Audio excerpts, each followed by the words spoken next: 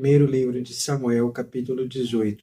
Amizade e inimizade. Quando Davi terminou de falar com Saul, Jonatas se afeiçoou a Davi, e Jonatas o amou como a si mesmo. Nesse dia, Saul reteve Davi, e não deixou que ele voltasse para a casa de seu pai. Jonatas fez um pacto com Davi, porque o amava como a si mesmo.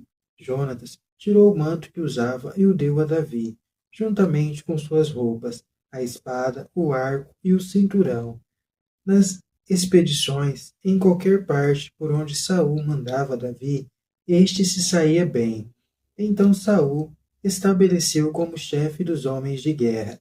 Ele era estimado por toda a tropa e também pelo ministro de Saul.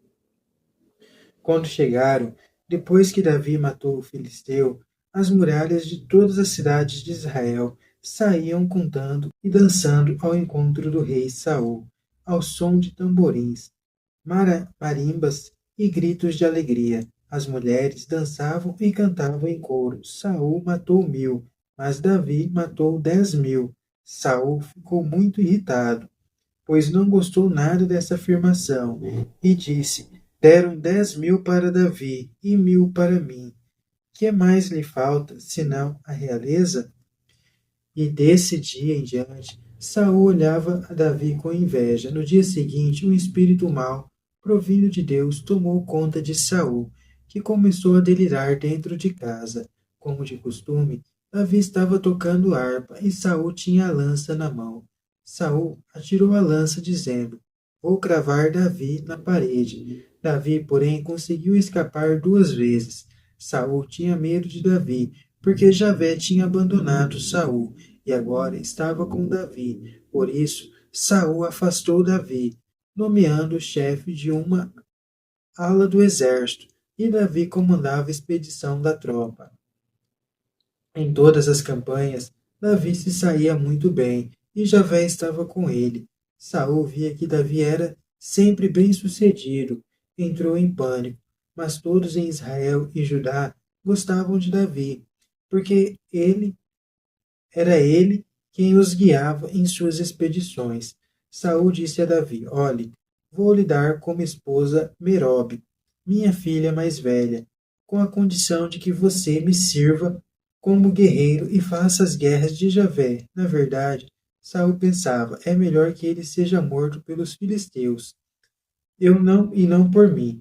Davi respondeu a Saul: Quem sou eu?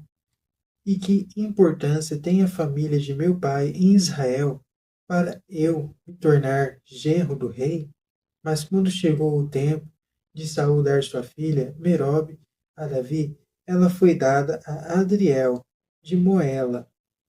Micol, a outra filha de Saul, se apaixonou por Davi.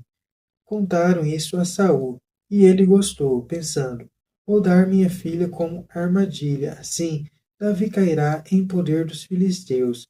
E Saul disse a Davi: Hoje você vai ter uma segunda oportunidade para se tornar meu genro. Então Saul ordenou aos servos: Falem confidencialmente a Davi, assim: Olhe, o rei aprecia muito você, e todos os ministros deles estimam você. Aceite ser genro do rei. Os ministros de Saul insinuaram isso a Davi, mas ele respondeu: Vocês acham que não é nada ser genro do rei? Eu sou um homem pobre e sem recursos. Os ministros comunicaram a Saul o que Davi tinha respondido. Então Saul disse: Falem assim a Davi: O rei não está querendo dinheiro. Ele se contenta com 100 prepúcios de filisteus, com vingança contra seus inimigos.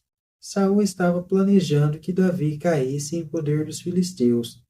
Os ministros de Saul comunicaram a resposta a Davi, e Davi achou que era uma condição justa para se tornar genro do rei. O prazo ainda não estava esgotado, e Davi se pôs em campanha com seus homens.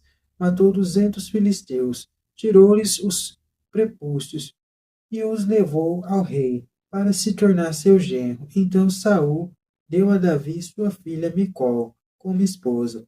Saul percebeu que Javé estava com Davi e que sua filha Micol estava apaixonada por ele. Então Saul ficou com mais medo ainda de Davi e se tornou inimigo ferrenho de Davi. Os chefes dos filisteus saíram para a guerra, mas toda vez que saíam, Davi tinha mais sucesso do que os ministros de Saul.